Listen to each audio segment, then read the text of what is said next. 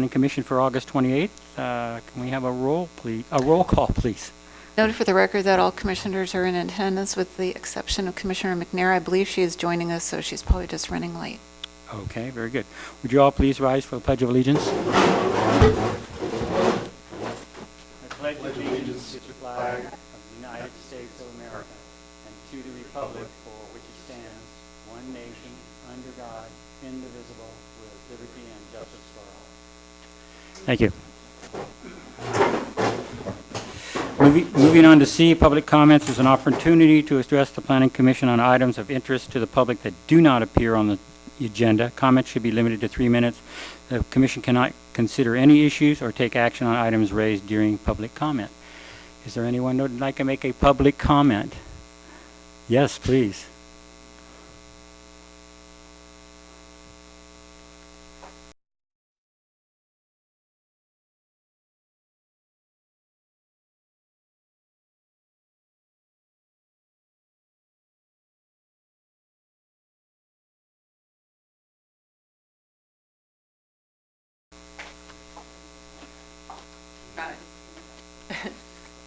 All right, my name is Ingrid Estrada, and I'm here to make a public comment about the request for a telecommunications ordinance. I think, as many of you know, we've got some handouts coming to substantiate this small speech that I'm going to make, but many cities are already passing urgent telecommunication ordinances. Based on some of the most recent activity with requests for approval for some cell phone towers, it was quite shocking to find out that the city of Calistoga does not seem to have adequate telecommunications ordinances to A, stop this from happening again, and B, to take a strategic and more visionary approach to what is happening and evolving in the telecommunications industry. Over time, as you know, this industry has evolved from tall cell towers and beginning to go into microcell technology, which means that soon, as 5G rolls out, there will be many, many small microcells coming down the way from carriers like Verizon, AT&T, Sprint, T-Mobile. As you know, with FCC rulings, they have now taken control over cities' use of easements, right-of-ways, and perhaps even public spaces. So many other cities, such as San Rafael, Sonoma, some of the others, Mill Valley, that are in those handouts, have already passed some of these urgent ordinances in order to continue to protect and control what they can within a city.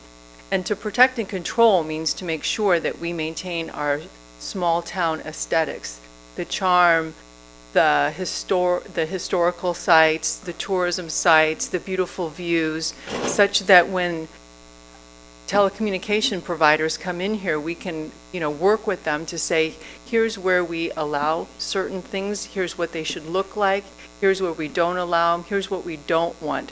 I have some pictures, and it's even just recently from Santa Rosa, where they were working to put in some additional cell phone technology and stronger signals, and they were told one thing, which was a microcell, but as soon as the provider came in there, they started to put all sorts of different things up. And once they go in there, if you don't have those controls and governance processes in place, it's going to be very difficult to stop them reactively from making poles larger, bigger, not co-locating, putting them in places that we don't want them to be. So the request this evening is to please put this on the agenda for next September 3rd meeting. And for your consideration, please have some urgent ordinances for telecommunications implemented. Again, we've got some samples there, so if you as simple as perhaps adopting some of those might be the fastest way of doing this. Thank you. Have you communicated this to the council already? Yes. Yeah. Okay. On 8/20. Very good. Thank you. Anyone else?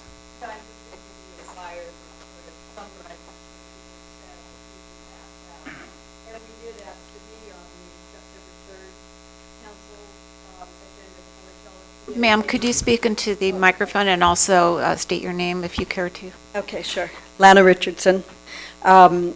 we presented this to I put in a written request to be on the September 3rd council agenda, and they advised us that we needed to go through Planning Commission, that it's handled by the city attorney, and that the Planning Commission would refer it to the council, so that's why we're here. Very good. Thank you. You're welcome. Okay. Anyone else? Okay, seeing none, we'll move on to D, adoption of the meeting agenda. Do I have a motion to approve as presented? Motion to adopt? I second that. Yeah, I Second. All in favor? Aye. Aye. Great, thank you. Okay, E, communications and correspondence, staff. None received since distribution of the packet. Great, thank you. Okay. Moving on to consent calendar, looking for a motion to approve the minutes from August 14th, 2019. So moved. Second? Okay, all in favor? Aye. Aye. Great, thank you. Moving right on down to public hearings, G1, Sam's General Store at Brandon Cottage Inn, use permit UP 2019-13, consideration of a use permit application for wine and beer sales and a walk-away food business at an existing inn at 109 Wapo Avenue. AP number is 011-093-003. Staff. Thank you, Chair, Commissioners. As noted, this is a use permit application for off-sale wine and beer sales and a walkaway food business at the historic Brandon Cottage Inn at 109 Wapo Avenue. This is the historic 1862 Brandon Cottage. It's the only one that's still in its original location. It's had 6 units at the inn since 1981 when the original use permit was approved. The application here is to add a small general store, which under the current zoning they're actually allowed to do without a use permit, having retail sales. The applicant's in the process of getting that going, but the use permit is specifically for the off-sale wine sales and to have some food and drink available for a walk-away food purpose. There isn't any seating planned for this establishment. The space inside the existing building that would be dedicated to this use is approximately 200 square feet. It's pretty minimal. The hours is currently planned at 7 days a week, but not open in the evenings. So generally during typical business hours. There are currently 6 parking spaces on the property at the rear, adjacent to Stevenson. The owner has a plan in place, and there's a condition attached to the draft resolution to restripe it and add a 7th space, which there is actually room to do. Staff feels that the offset of the hours between when this use would be open and the primary parking demand for the inn, that the 7 parking spaces should accommodate this. Plus, we also think that, based on its location, folks will probably walk to it or bicycle to it. There aren't any external modifications planned as part of this use, so there's no need for design review. Any signage or anything like that would come through our department for approvals. As I noted, it's not open in the evenings, so we're not anticipating any noise impacts, particularly since the use is entirely indoors. And I think the applicant who's here, you'll find, is pretty enthusiastic about the history of Calistoga and enthusiastic about the history of his property, and views this as a way to get more than just his actual guests into the property and experience the architecture and the history of the property, and make it just generally more accessible to visitors and residents. So with that, staff does recommend approval, subject to the conditions. Applicant Carl Dean is here, and I'm sure he'd be happy to answer any questions you may have. Commissioners, any questions of staff? None? Okay. Seeing that, I will make a move to open up the public hearing. The applicant, would you like to come up first if you have anything to say? Oh, there he is. Thank you. My name is Carl Dean. I'm the new owner of the Brandon Cottage Inn as of January of this year. This really was about guest experience enhancement at first, as we're in Napa Valley and guests check into the hotel right now and they cannot get a bottle of wine on the property. Being one of the named top 10 romantic inns in the Napa Valley, by USA Today, we have a lot of requests for, a bottle of champagne or sparkling in the room or something like that, and as of today, we can't do that. So that was the original purpose for coming after this. But then the other use that came over time was to open up this general store. As I've learned myself, I've been coming here for about 13, 14 years to Calistoga, and I had no idea the amazing history of Calistoga, and I had no idea the amazing history of Sam Brannan. In fact, I didn't even know why the place across the street was called Sam's Social Club for the longest time. And I'm actually not the only one. A lot of people don't really understand the history of it. Last September, through a chance meeting, and somebody overheard something about this potential property being for sale, because it was not on the market, it was not on the MLS, and it wasn't marketed. I came up here and sat down with the Patel family for about 4.5 hours and learned the amazing history and about Sam Brannan and about this cottage. And this is exactly where Calistoga started. And this was, in fact, the very first hotel room in Calistoga 157 years ago. So as I did that and learned more, I started to tell a lot of people in the valley that I meet about this unique story. And what I wanted to do was enhance the property to allow people to come on and learn more about the history of Calistoga. Right now they come up to the front and they read a plaque, but it would be awesome to actually have them come in to the space, buy something, from the gift shop that we're, creating ourselves and stuff, and then, grab something and kind of go from there. But learn the history of Calistoga through the Brandon Cottage Inn, which I think would be pretty unique to the city, and great. So I think that's it. If you have any questions. Great. Any questions from commissioners? No? None? The One. food that Oops. you sell, is it any of it made on premise, or No, is we're prepackaged? we're partnering with like Cristo Bakery and stuff like that, and they're gonna be prepackaging stuff, things like that for us, and we're just gonna have it in a little deli case, grab and go kind of thing.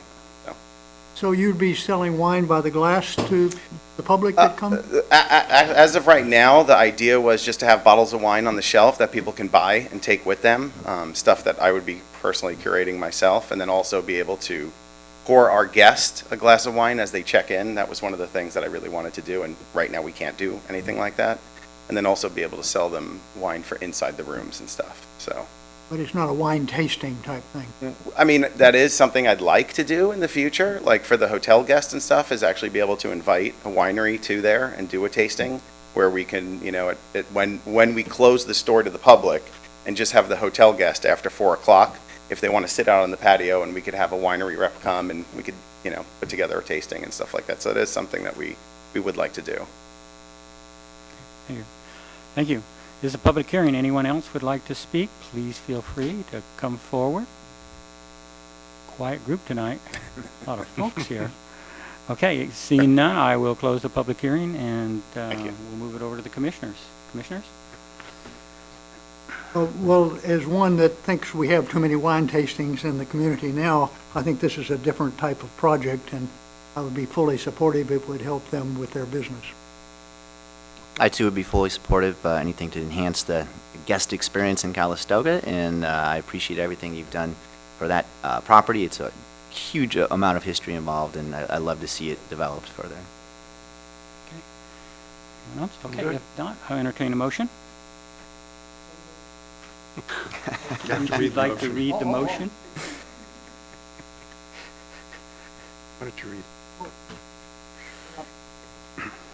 I move that the Planning Commission adopt a resolution approving a use permit allowing wine and beer sales in a walkaway food business at 109 Wapo Avenue. Second. All in favor? Aye. Great, you're on your way. Thank you. Okay, moving on to G2, Joe Branham Tree Care Use Permit Application UP 2019-12 and Design Review Application DR 2019-7. Consideration of use permit and design review application for a tree care business with related storage of equipment, vehicles, construction of a 600 square foot structure at 507 Washington Street. AP number is 011-260-040. I am proximity to Mr. Branham's application and the property, so I'm going to remove myself and turn it over to Vice Chair. Okay. Zach, staff report? Thank you. As noted, this is a use permit with a similar use determination and a design review. This is an industrially zoned property adjacent to the Napa River along South Washington Avenue. The application contemplates erecting a new building to be constructed on site. This would be a workshop, storage building, and carport for the purpose of off-street parking, storage of equipment, and maintenance of tools for the Joe Branham Tree Care business. This site used to have an old single-family home on it that has since been demolished, so the site, as it is now, is currently vacant. Also part of the use, this would be a place for the employees of Joe Branham Tree Care to swap out their equipment, park their cars during the day while they're out doing their tree care work, clean equipment, do light maintenance, and just kind of use it as a base of operations for the business. The building is designed to blend in with some of the other kind of more recent development along that stretch of Washington, also known that area commonly known as Camp Drive. Board and bat siding, asphalt shingles, little portico on the porch, gray tan color scheme to go along with the other existing buildings in the area. We have looked at it. It does follow all the development standards for both the industrial district and the neighboring R3 district as required by the code. It respects the 35-foot river setback. One of the conditions of approval and something that we've been getting on other properties as they develop in that area is a pedestrian and scenic access easement. So if the city does at some point in the future put some sort of trail or bike trail along there, we would have the legal rights to do so. Let's see, no trees will be affected by the development. As I said, the property has been cleared. The former property had a septic system, so this will be required to connect to city sewer. The building will also be flood-proofed as required by code based on its location and elevation. For the similar land use determination that's required here, the exact use is not a listed use in the industrial district. That being said, the commission does have the ability to make similar use determinations. In this case, we've looked at it and we feel that it bears some similar characteristics to mini storage, production facilities, warehouses, etc., and think a similar use determination can be supported. This is exempt from CEQA as it's the new construction of a small structure. And with that, we do recommend approval subject to the conditions found in the draft resolution. Okay. Do any of the commissioners have questions of staff? All right, this is a public hearing. Joe, if you would like to come up and...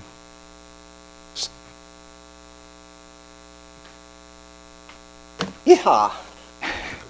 I'm Joe Branham, and my goal, I grew up here in Calistoga and graduated from Calistoga High, and I've ran my business here since 1999, and have always wanted to stay here. And so this site gives me the opportunity to still drive my trucks out through the red light and do everything that I like to do in Calistoga. So the river, I consider the river mine. So I care for it and I love it. And the trees that are on there, even though there's only 2, people keep saying, aren't you going to cut those down? Nope, those are special. And then I love my neighbors. Crystal Geyser, we'll get along. I'm using them as a buffer, so they're coming in handy. Some of the parking eventually is going to be buffered by them, so that so we'll be kind of hidden in the back. We won't be an eyesore. It's just the perfect spot. Great. And I'm excited. I can't wait to start pounding nails, pouring concrete. Are there any questions to Joe? I'm all too familiar with the challenges of that property and of course Grimsley's property as well. So I'm really glad to see that you navigated through it. Yeah. And Still. the structure looks great. I like what you've done to sort of blend in with the rest of the properties in that area. So really locking down a great group of people in that corner. Yeah, it's great. We have a saying, Ed Grimsley keeps coming back from the grave. And could see throwing that. in other hurdles. Mm-hmm. But we just keep plowing through it, so. I'm excited. Yeah, All right? that's good. Thank you. Thank you. Is there anyone else who would like to speak? Seeing none, I will close the public hearing. And do the commissioners, does anyone I'll have? make a motion. Well, do anyone, any Oh, comments? Well, I would like to make a comment that, He's just getting two straight things. there. Right. You've been looking a long time, and you've found a good place, and I love your little porch.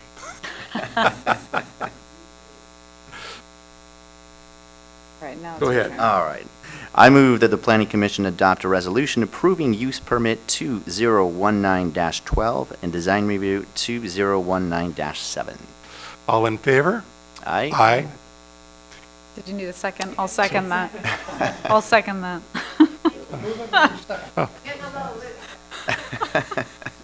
The big boss is gone and Are you coming back? Good.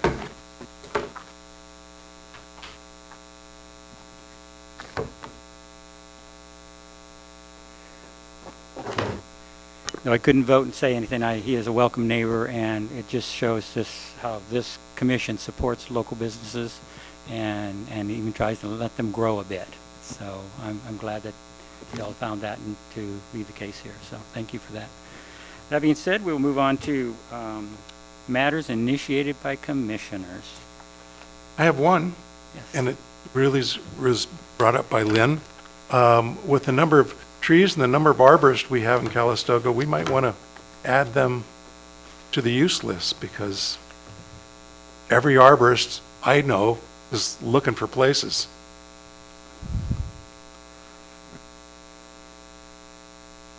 Okay, and maybe I'll push it a step further. We have a dilemma here for businesses, small businesses, especially in industrial. I don't care if you're a plumber, heating, HVAC, or tree service or whatever. There is no place for these locals, these people to go to help our locals. And I don't know the direction, but maybe it's rezoning things. I don't know, but we need to look into that. It is not just a need, it is a desperate need, and it is hurting our community. Yes. I just wanted to remind the commission that a couple of years ago, we added contractor storage yards to Right. the rural residential zoning districts in an attempt to address that concern. It's a conditionally permitted use in RR, which we have quite a few properties. And, it would depend on whatever the situation was. You wouldn't want one necessarily, with single-family residences on either side, but certainly there are certain suitable sites. So we were in an attempt to address this when he was looking for a place before we added that. I don't know if there's more to do, but if there is, I wish we could look into it. So that's all I have to say. Anything else from any other commissioners here? Nothing? Okay. Director's report. I just wanted to advise you, we have no agenda items ready for the September 11th meeting, so we're recommending that you cancel it, please. Okay. So noted. Yes, And consensus? so moved. And we're unsure about the following one. Is that correct? From our discussion this morning, we don't know. So we'll As- just as adjourn of to this- the next scheduled. Okay. That being said, we're moving to adjournment, and we will adjourn to the next unscheduled meeting. When Just notified. adjourn. The next- Adjourn. the next Okay. meeting. Do I have a motion to adjourn? So So moved. moved. Oh, I second. Amen. All in favor? Aye. Aye. Have a good, safe Labor Day, please. I just